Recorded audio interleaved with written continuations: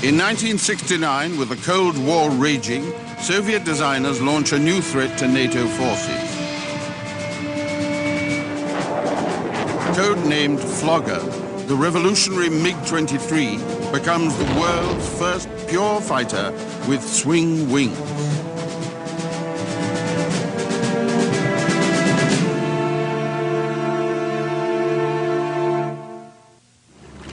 In the 1930s, the Soviet I-16 fighter had dangerously fast landing and takeoff speeds. The biplane I-15 was much more pilot-friendly. An experimental design was developed. It was a biplane for low-speed performance, but in level flight, one wing folded into the other for high-speed performance. It was called the folding fighter. This World War II German prototype fighter, the P-1101, had wings that were straight for low speeds. For higher speeds, they could be adjusted on the ground for two different angles of sweep. Bell, as a company specializing in jet and rocket-driven high-speed aircraft, had for some time been interested in variable geometry. Using the P-1101 as a basis, Bell built the X-5, the world's first flying variable geometry swept-wing aircraft.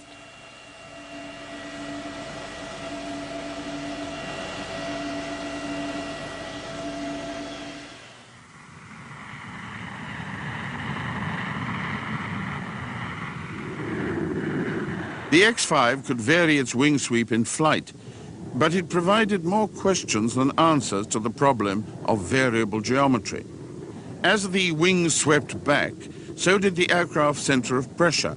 Stability was upset and control became difficult, especially at transonic speeds.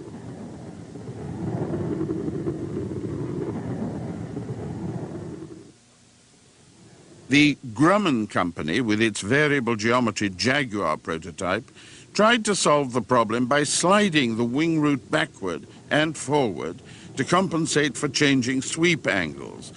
It was too complex. When the solution came, it was simple.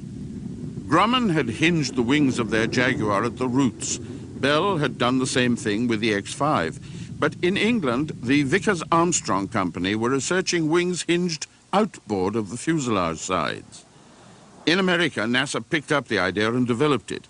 They found that stubby, fixed wing roots provided enough fixed wing area to virtually eliminate the problem of shift in center of pressure.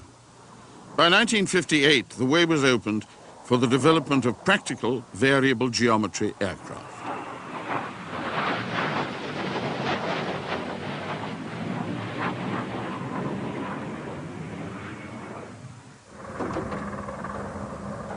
The General Dynamics F-111 was the first variable geometry aircraft to enter service anywhere in the world. In the F-111, the minimum sweep angle was 16 degrees, the maximum was 72, and the full movement from minimum to maximum sweep took 17 seconds.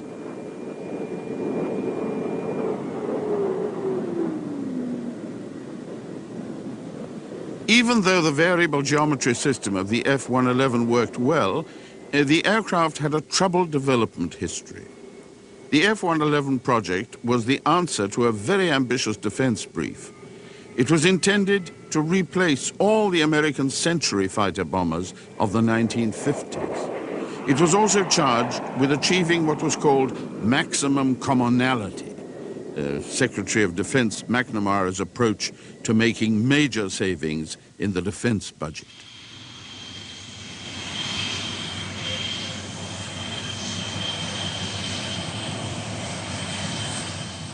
At takeoff, the sweep angle of the wings was 16 degrees, not very far from being straight. The combination of straight wings and full flaps gave takeoff performance similar to a conventional straight-winged aircraft.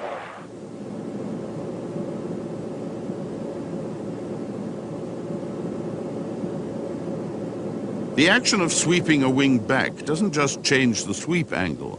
It also changes the wingspan of the aircraft, and it changes the relative thickness of the wing. Low angles of sweep give high lift and high drag. Also, the greater the wingspan and the thicker the wing, the higher the drag. Higher sweep angles and lower wingspan reduce drag for high-speed performance.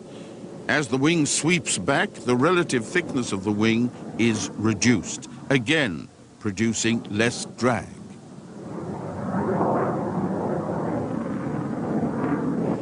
In the case of the F-111, once the aircraft had established its climb, the sweep was increased to 26 degrees. This was the standard setting for flying at speeds of up to Mach 0.8, or 8/10ths of the speed of sound. Between Mach 0.8 and Mach 1.1, the angle of sweep was increased to a range between 45 and 72 degrees. Above 20,000 feet, a sweep angle of 45 degrees gave maximum acceleration and all-round performance. At lower altitudes, more sweep was needed to keep the same operational efficiency. The wings could be swept back as far as 72 degrees for high-speed performance up to and beyond Mach 2. But pilots had to be careful not to lose too much speed at this angle, or the aircraft could lose altitude drastically.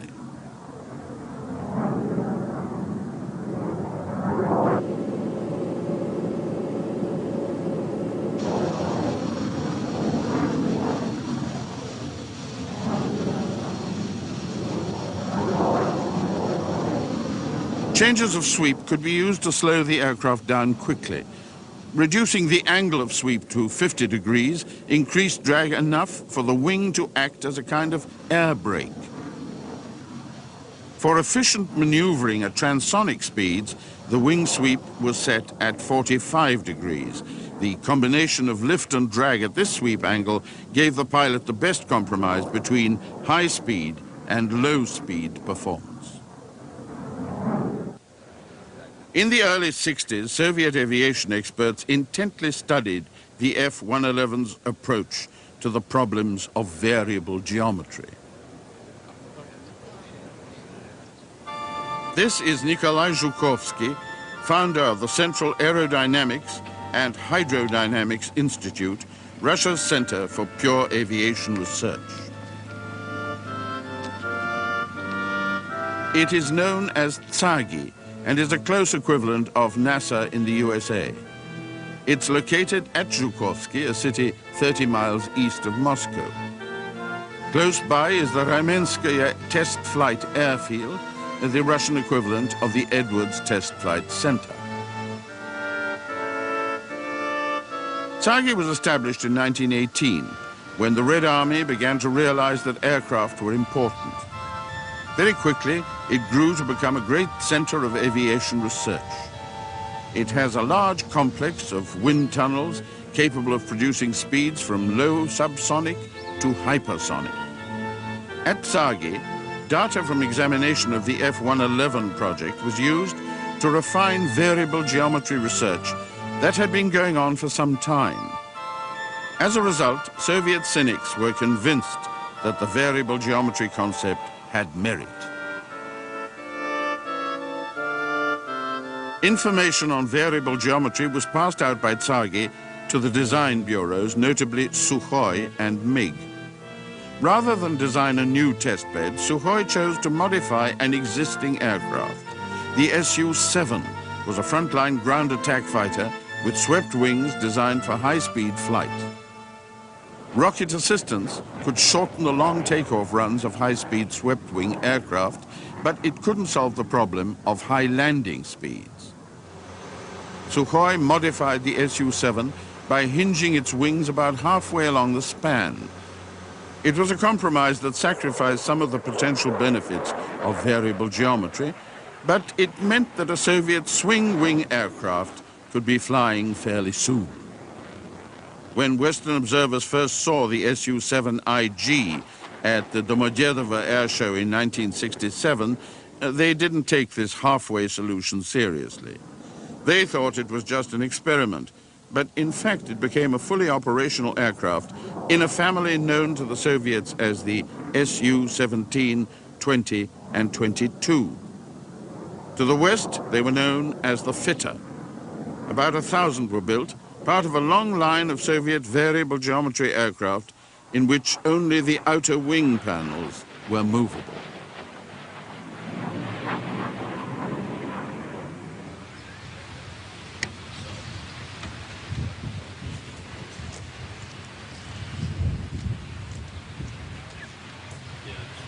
This is an Su-17 M4.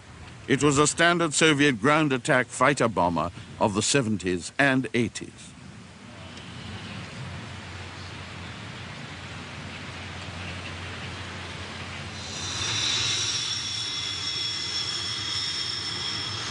A ground attack aircraft needs to have hard points under the wings to carry a variety of weapon loads. These hard points need to be fixed, so they're always pointing straight ahead.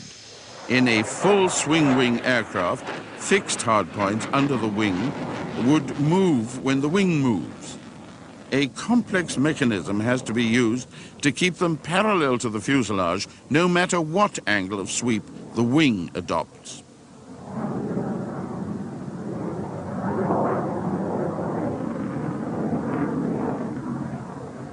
In the Su-17, Sukhoi were able to use their compromise approach to variable geometry to solve this problem. The hard points were simply mounted on the non-moving section of the wing. And the compromise approach itself worked.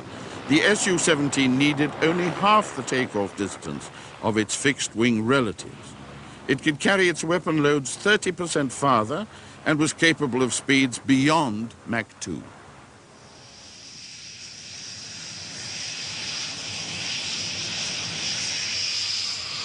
While Sukhoi's approach was effective, the rival MiG Bureau was about to move in a different direction.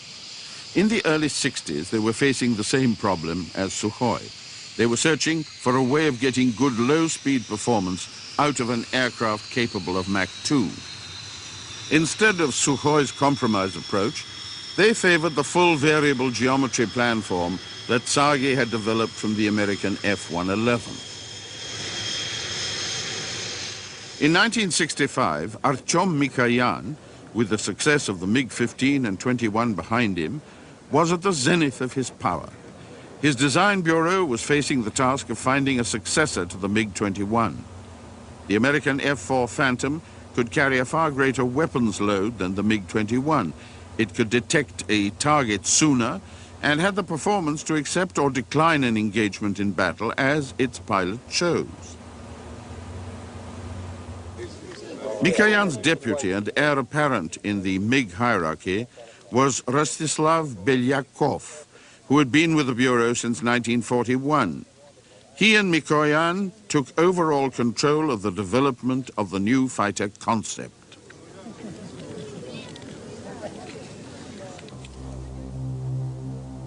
One of the major factors of the new requirement was beyond visual range radar, to aim weapons before a target could be seen with the naked eye.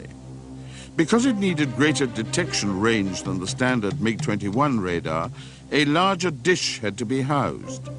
More electronics had to be installed, which meant a larger aircraft with a greater cross-section. But it still had to fly at speeds up to Mach 2.35, and it still had to be able to use the same airfields as the MiG-21. A conservative approach was developed in parallel with the radical variable geometry approach. A MiG-21 was modified and fitted with a centrally mounted jet engine. It pointed downward and provided extra lift for takeoff and landing. A new delta wing prototype was fitted with the same system. Its NATO code name, Faithless, was appropriate. MiG itself had little faith in the design. The engines were only used in takeoff and landing. They occupied valuable space and reduced the aircraft's range. There was little doubt that the real solution was a genuine variable geometry aircraft. MiG-23. The prototype of the MiG-23 was called the E-23I. I stands for the Russian word meaning variable. The prototype made its first public appearance at the Domodedovo Air Show in 1967. The wings were swept and unswept several times during the course of its demonstration flight and attracted a great deal of attention from Western observers. The MiG-23's range of wing sweep was very similar to the F-111's. At its straightest, it was swept back 17 degrees. This was the setting used for takeoff and landing.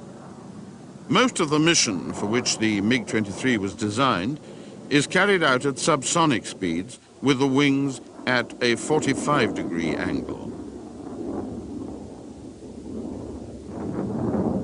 Only for a few minutes of a normal mission is the full supersonic flight sweep angle of 71 degrees called for. The 3 sweep positions were preset, and it took about 15 seconds to move from one to the other. The Monino Air Force Museum outside Moscow contains one of the world's largest collections of significant aircraft. Many of its more than 120 exhibits are prototypes. This is the E-23I, the prototype of the MiG-23. It is exhibited with its wings in the straight position.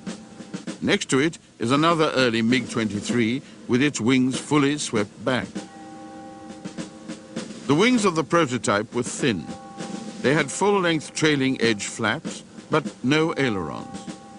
Lateral control was achieved by horizontal stabilators and spoiler surfaces on each wing.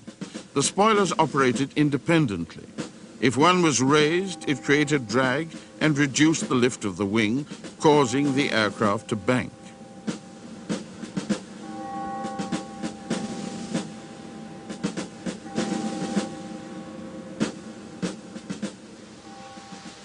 The wings were mounted level with the top of the fuselage, which was quite flat from just behind the cockpit right back to the tail.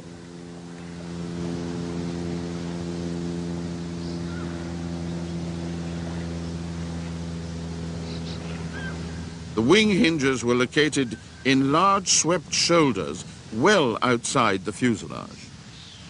The cockpit canopy was flush with the fuselage top and had almost no view backwards. It was designed with great faith in air-to-air missiles and high supersonic speeds for air-to-air interceptions. This was no dogfighter.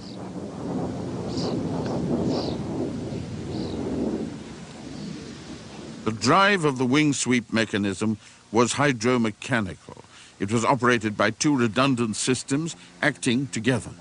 If one failed, the time taken to move from one sweep position to the next was increased by half.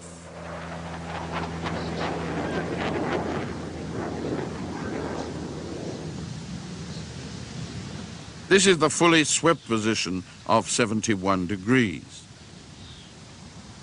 The landing gear of the MiG-23 was unique. It was one of the most complex systems of 3-dimensional mechanics of any aircraft ever built.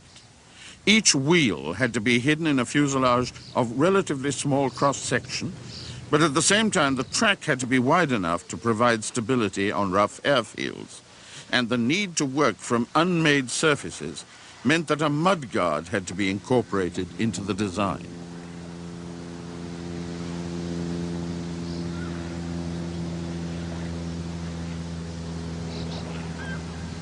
The MiG-23 on display at Monino was the first of at least 10 prototypes. The first production MiG-23s had twice the jet thrust of the MiG-21. They weighed twice as much and carried twice as much fuel. The pilots also had to come to terms with the extra factor of manually changing the wing sweep during flight.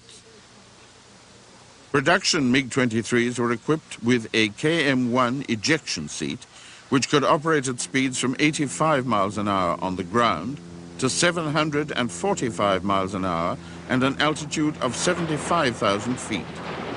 MiG-23 pilots didn't like the seat because it tended to cause back injuries. Some even preferred to crash land rather than eject.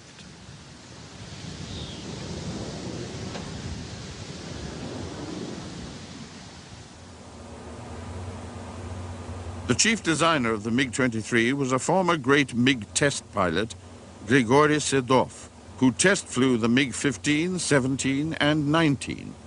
He says that the MiG-23 was the first true fighter with variable geometry to be produced anywhere in the world.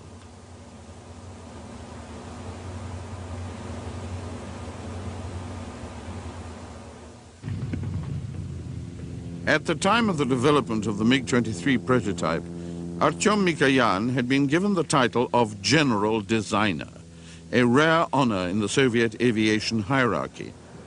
It meant that he not only had the authority to guide the development work of the airframe of any new aircraft, but all of the subsystems as well. He was therefore completely answerable for the eventual performance of any fighter aircraft developed under his control.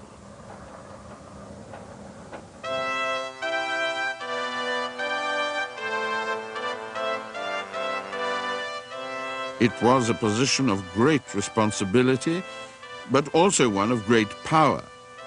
The nomination to the position of General Designer to any design bureau was considered and approved by the Central Committee of the Communist Party. Even the minister responsible for the aircraft industry could not dismiss a general designer. Such a decision could normally be taken only at the level of the Politburo.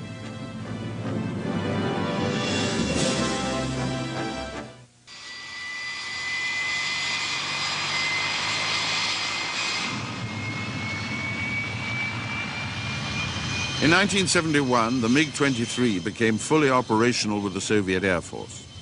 It was now the frontal fighter, theoretically replacing the MiG-21. But because of the large numbers involved and the long replacement time, MiG-21s remained in service for another 15 years.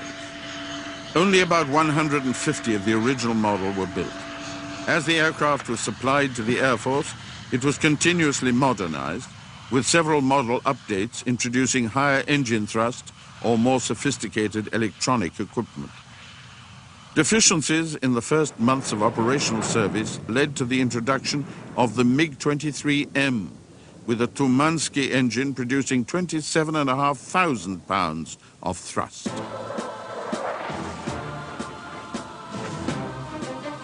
The nose cone had to be modified to house radar with a larger antenna, 26 inches in diameter. The weapons system was constantly evolving as missile technology became more sophisticated.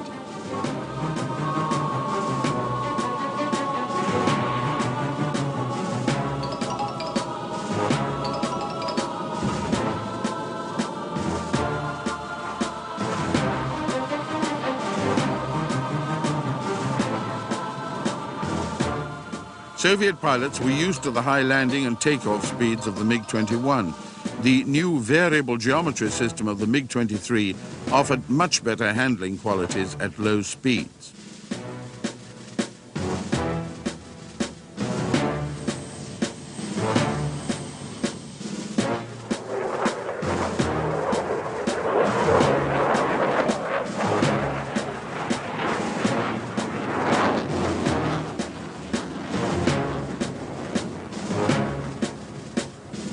Given the complexity of the variable geometry system, the transition from straight to the swept wing positions was very smooth.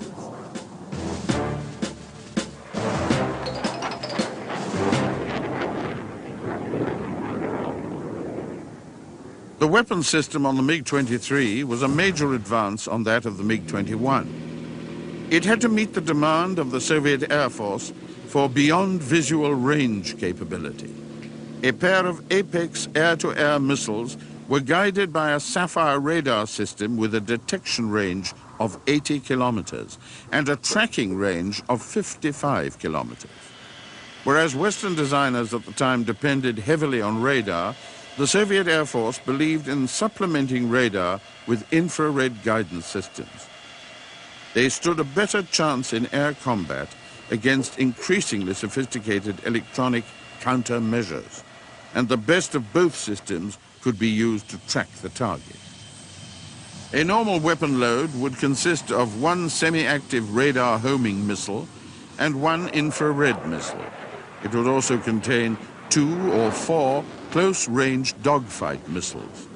Initially, these were copies of the American Sidewinder, but later they were replaced by a Soviet design with better performance.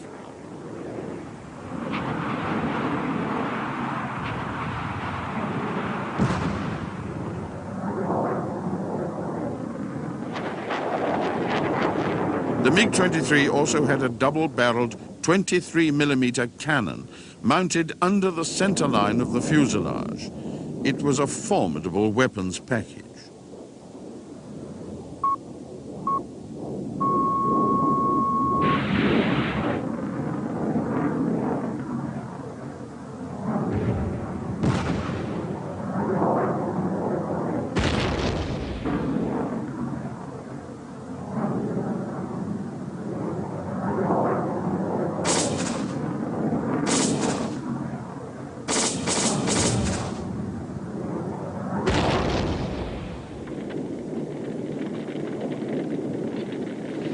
A two-seater version, the MiG-23 was introduced to train new pilots.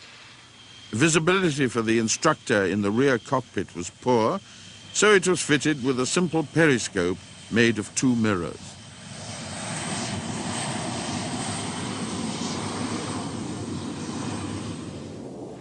The was virtually identical with the standard single-seater, except that it had less electronic equipment. The dual control system allowed for the instructor to take over at any time. The controls in the rear cockpit would automatically override those of the student in the front. The instructor could also control the ejection of both seats.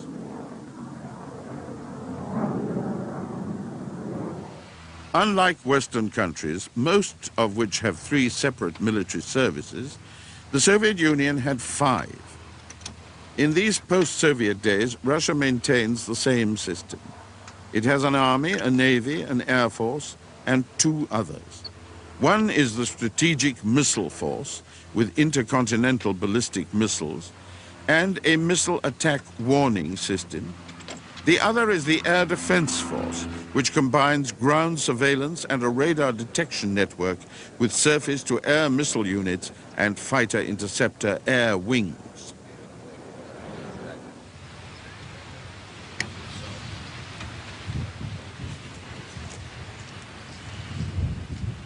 The MiG-23P was a dedicated air defense version which entered the service with the Air Defense Forces.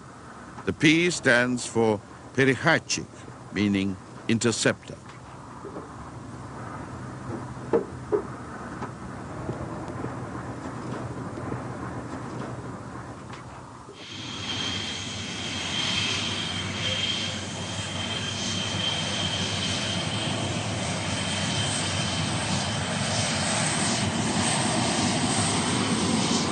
Traditionally, the Soviet Air Force depended heavily on ground intercept control stations.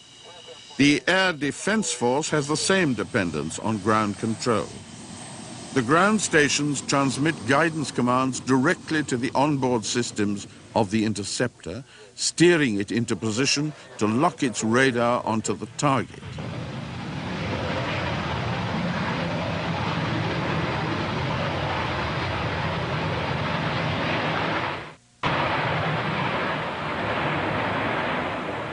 The terrain of the former Soviet Union occupies 1/6 of all the land on the planet Earth. It extends over 11 time zones from east to west. It runs from the cold of the Arctic Ocean in the north to the hottest deserts of Central Asia. It is a vast area to defend. In the Air Force, tactical aviation, or frontal aviation as it has been called since the Great Patriotic War, is organized into air armies assigned to specific military districts. The Air Force of the Moscow Military District alone is responsible for an area that runs 600 miles from the border of Belarus in the west to the Ural Mountains in the east. Through the 1970s and into the 80s, the MiG-23 was the workhorse of Soviet military aviation, on standby to respond instantly for the Air Force and the Air Defense Force.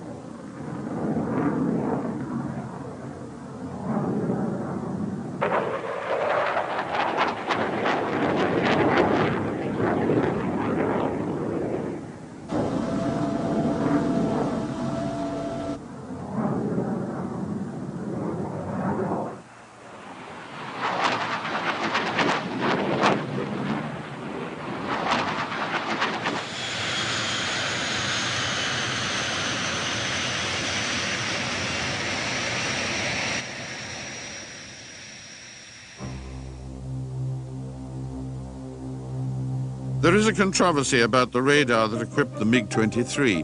Western observers say that the technology copied from a Phantom F-4J shot down in the 60s allowed Soviet designers to develop a radar that could distinguish between a moving target and something else in the background, like clouds or Earth. But Soviet designers deny that they stole the idea and claim they developed it in parallel with the West. In any case, the development opened the way for the revolutionary look-down, shoot-down radar system.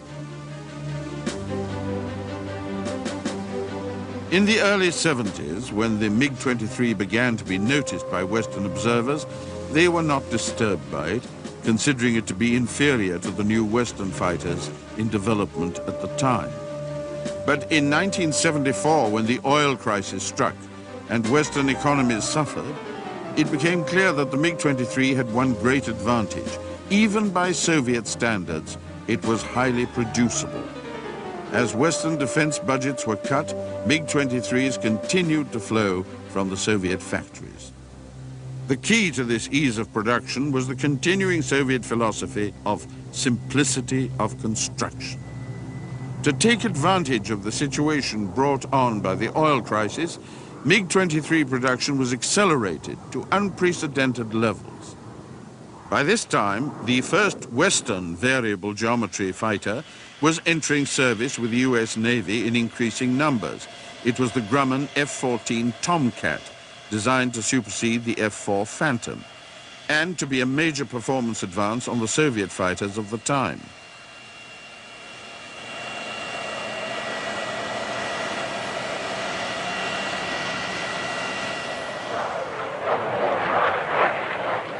In a way, the design brief for the F-14 was similar to that of the MiG-23. Both had to have a top speed in excess of Mach 2, and while the MiG-23 had to be able to take off from short, rough airfields, the Tomcat had to be catapulted from aircraft carrier decks. The Tomcat was bigger than the MiG-23. It had an unswept wingspan of 64 feet, compared with 47 feet in the MiG. It had a crew of 2. The MiG carried a pilot only. The Tomcat's wing sweep system was different. Its straight position was 16 degrees and fully swept 68 degrees. The MiG's 3 positions were manually selected by the pilot, but the F-14 sweep was controlled automatically by a sweep programmer that kept the wing at the best sweep angle for current flying conditions. The MiG-23 had 1 engine, and the F-14 had 2.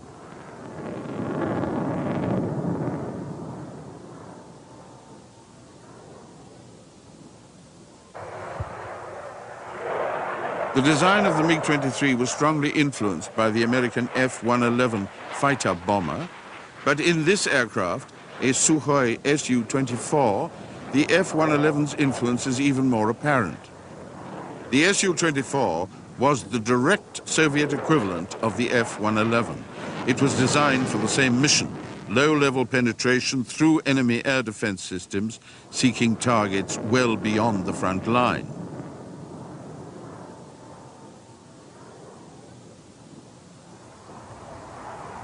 The Soviets classified this aircraft as a frontal bomber, but NATO gave it the code name Fencer. The initial letter F in NATO code stands for fighter.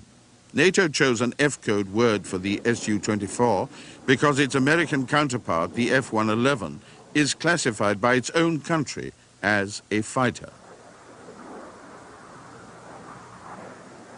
The Su-27 has 2 seats arranged side by side. The pilot sits in one and the weapons control officer sits in the other.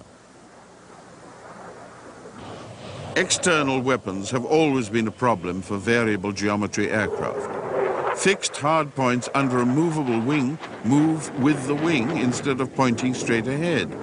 The Su-24 solves this problem by having swiveling pylons that remain parallel to the center line of the aircraft no matter how much the wing sweeps.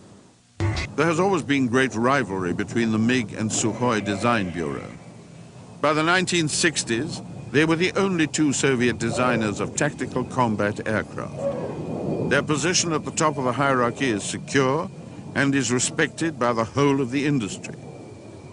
Sukhoi's Su-17 and the MiG-23 have almost identical performance. But the Soviet Air Force would not rationalize the situation and stop production of one or the other for fear of offending its design bureau.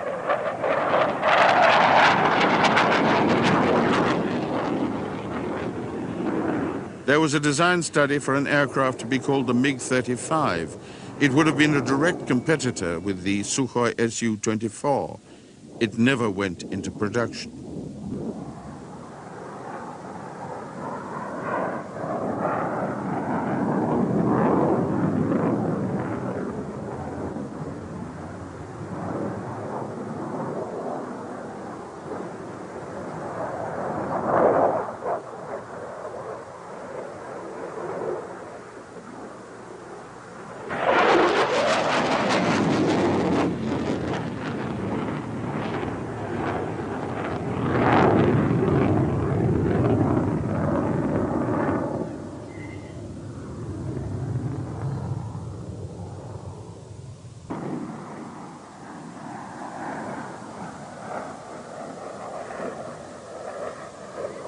The F-111 weighs 100,000 pounds fully loaded.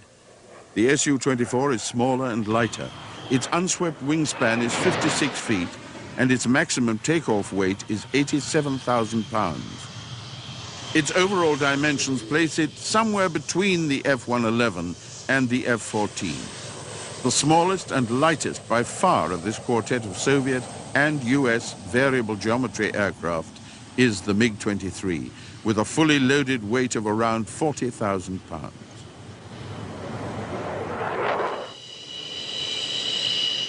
By the mid-1970s, the MiG-23BN, with its chopped nose line giving better pilot visibility, was in service. This led to an even more extensively modified version dedicated exclusively to ground attack. It was called the MiG-27. It was basically the same airframe as the MiG-23, but the pilot's field of view was better and there was more armor around the cockpit. It was fitted out to carry air-to-ground rather than air-to-air weapons.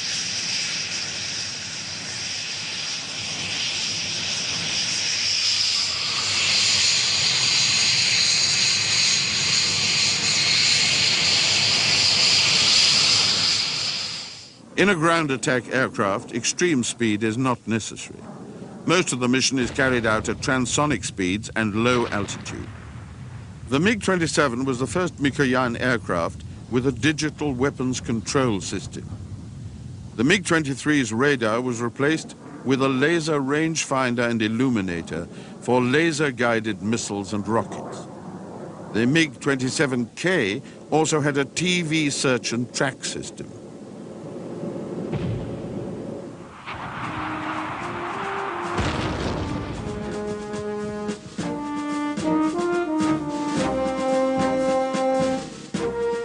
Around 850 MiG-27s were built. The 27M is still being produced in India under license by Hindustan Aeronautics Limited. In the 1970s, the MiG-27 was designed to carry smart munitions. The American experience with such weapons in the Gulf War has reinforced the Russian Air Force's interest in this approach, and the MiG-27 is likely to have a long service future. One MiG-27 pilot says the digital weapon system is so smart that if you placed an officer's hat on the ground, he could hit it from many kilometers away. The digital weapon system is also designed to operate against ground air defenses. The aircraft carries anti-radar missiles which home in on any radar that locks onto it from the ground. The anti-radar missiles are fast enough to destroy the radar before the surface-to-air missile reaches the aircraft. The MiG-23 and its descendants have accumulated a service life of more than 20 years. The MiG-23 is no longer the mainstay of the Soviet fighter force, and variable geometry aircraft have been superseded by advances in aircraft design. But the swing-wing silhouette of the MiG-27, will be visible in Russian skies well into the next century.